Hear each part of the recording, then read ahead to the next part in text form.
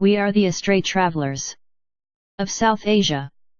We have purchased weapons by selling our dreams, and always preferred to form forces to the starving children.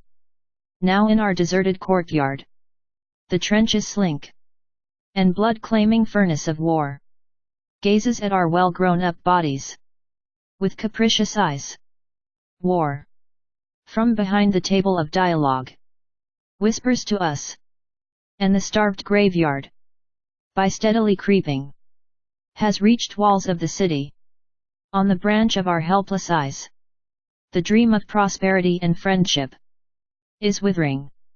The moment is alert, awakening in my blood, when these forces, in front of my eyes, will ravage, ruin beauty and life.